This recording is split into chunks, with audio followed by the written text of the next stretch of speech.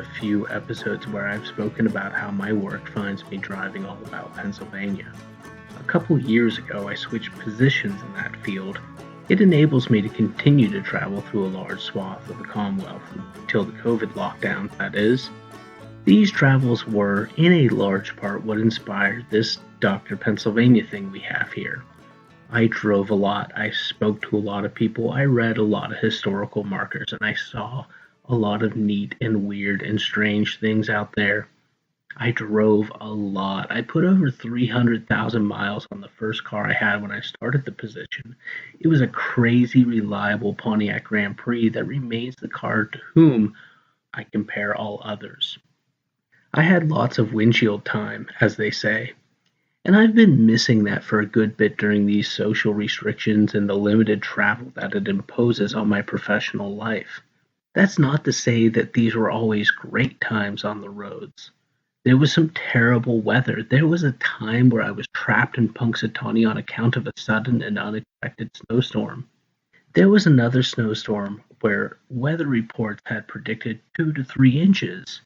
And we ended up getting nearly a foot in a pretty short time. Stuck on 422 behind a jackknife semi, I would spend an hour backtracking the 7 miles to get to Indiana, sliding all the way down a hill at one point, where I learned, in Indiana, that all the state roads were closed, and I was happy to have one of the last available rooms, even though the smoke detector in that room kept beeping for some reason.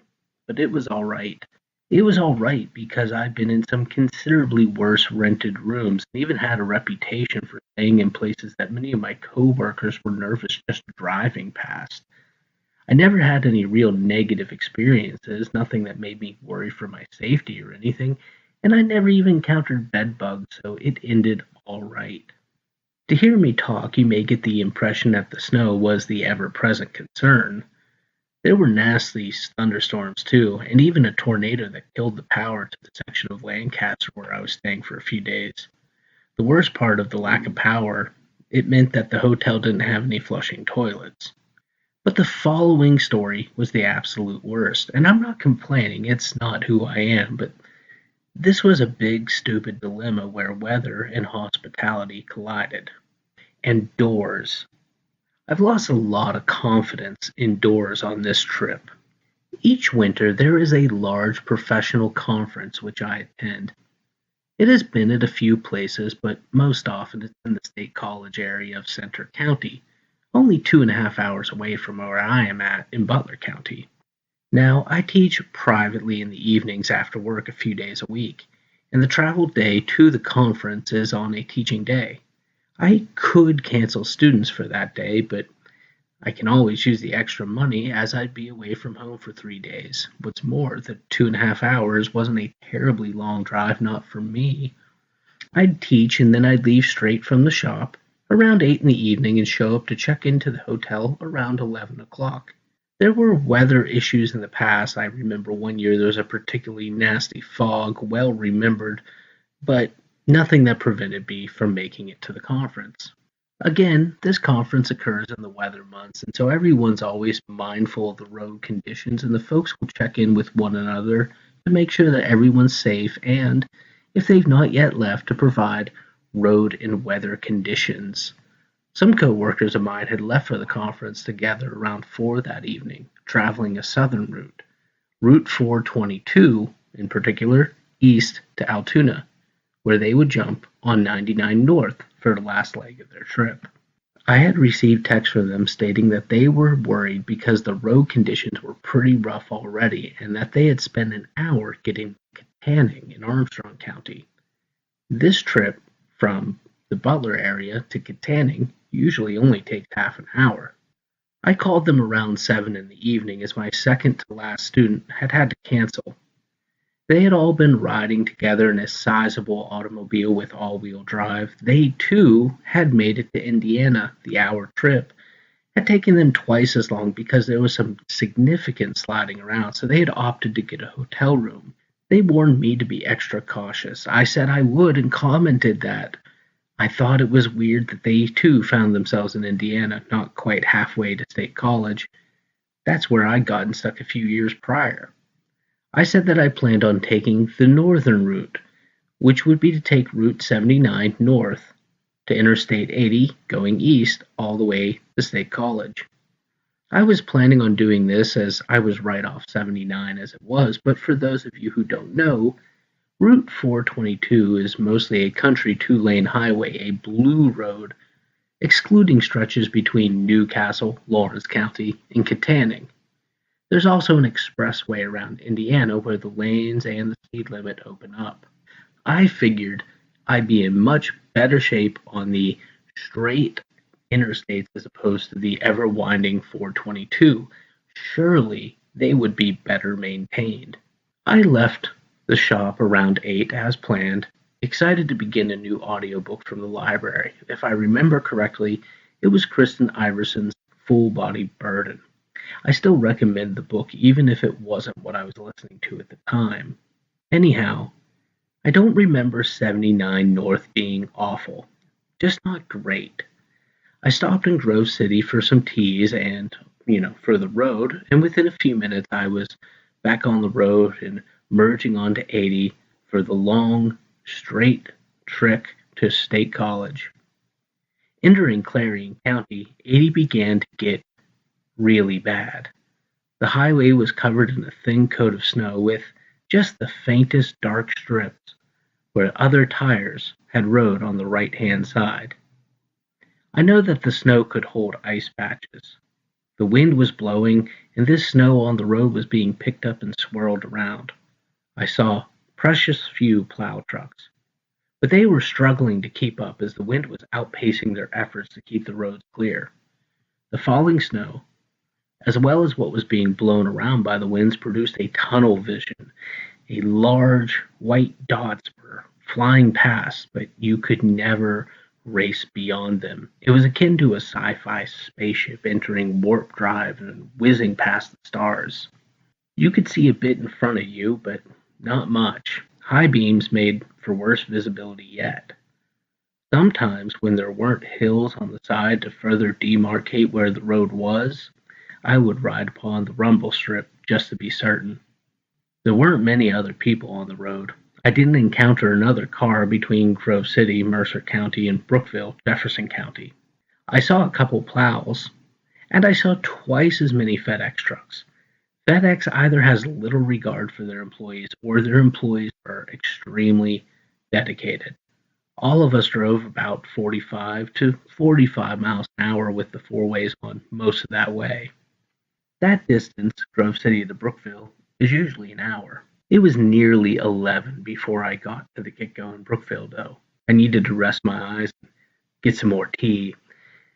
I took a few minutes to call my co-workers who had huddled down in Indiana hours before, and I let them know what was up. They told me to stay in Brookville, and I probably should have, but I felt confident that the plows would get ahead of it, and it couldn't be this bad down the road the entire way. The stretch from Brookville to Clearfield was pretty good driving, and I could certainly make it to Clearfield and could reevaluate things from the sheets there.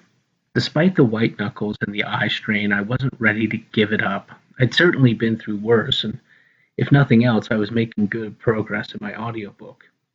This was one of those snows that didn't really have an impressive accumulation. I mean, I had driven back and forth from the Pittsburgh airport in the midst of 2010 Snowmageddon. Do you remember Snowmageddon? So this night, what is this? This is 3 inches is what I was looking at in the ground in Brookville. Certainly, this can't keep me from reaching my destination, and I had a reputation to maintain. And so, like an idiot, I left the warmth and safety of Brookville to swing back onto 80. And in the stretch between Brookville to Clearfield, those 42 miles, I did not see another plow. I didn't see any other vehicles except for more FedEx trucks. And I am not exaggerating. I swear, if I absolutely need something to get somewhere to the point where regard for humanity be damned, I'm going FedEx. Brookville's get-go to the sheets in Clearfield, the one right off the interstate, is just shy of 42 miles. I left Brookville around 11:30 at night. and I pulled into Clearfield just shy of 1 in the morning. Part of me wondered if the roads off the interstate would be any better.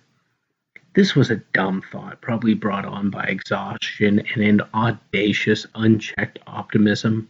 879, the Clearfield-Shawville Highway, was completely covered in blowing snow without even the benefit of the two parallel lines which kissed the asphalt. I pulled into a hotel, even though, like my colleagues, I had a room waiting for me in the state college. I'd thrown in the towel. I got my suitcase and my computer bag and went to check in.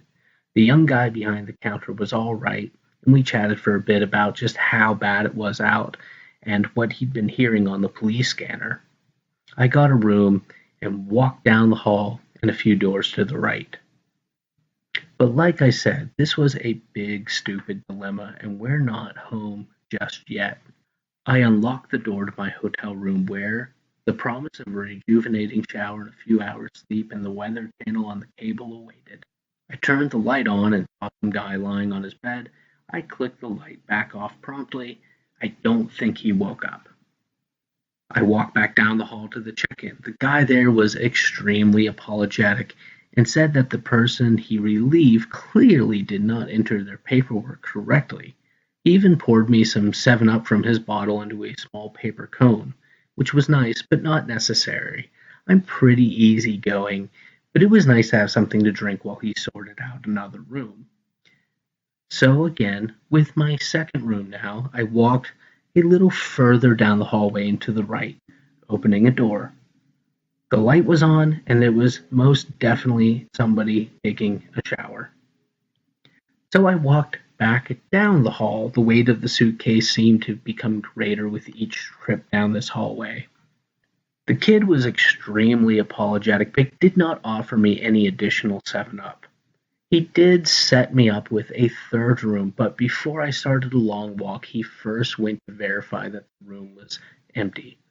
Being able to set myself down for a couple minutes was pretty nice. He shortly thereafter came back up to the check-in and assured me that the room was clean, which I took to mean devoid of other guests.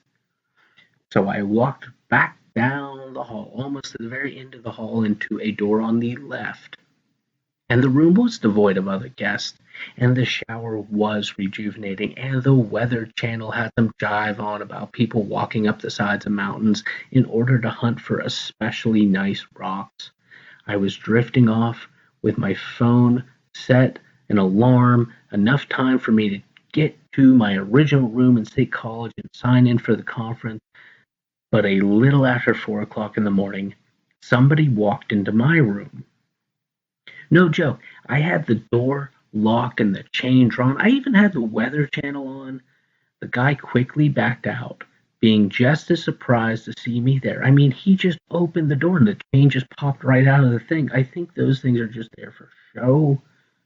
I don't know what's going on with the doors in this hotel. I recalled thinking that, but really, how can I go to sleep now? So I left. I picked some combos up at the Sheets next door. I grabbed another tea. I know I drink a lot of tea, but reading all this, I'm now starting to see that this is a bit excessive. Anyhow, I opted to continue on Route 80 as opposed to driving down the street to get to 322, which would also take me into State College. I would prefer to drive on 322 under normal circumstances. But again, these weren't normal circumstances. The sun began to spill over the hills not long after I passed the Phillipsburg exit on 80. The driving was better. The snow had stopped. The roads were still covered, but I made it to the conference and I told my friends and colleagues there about my misadventure, stating that I was worried a stranger may come in while I slept and try to steal my socks. I don't think anyone really believed that this was what I was actually concerned about, but it sounded better and funnier to me and it was also, providing me an opportunity to draw attention to the fact that I am usually wearing pretty nice socks. This was the only time I'd left a hotel in such a way. I would write to the customer service of this large chain. I had hoped it would result in either a refund or a free night. I mean, This only seemed reasonable considering I'd paid $60 about after my AAA membership discount for a full night and only had a few hours. I detailed everything in my email to them, including that the kid up front was nice and helpful, and there wasn't really any need to throw anybody else under the bus.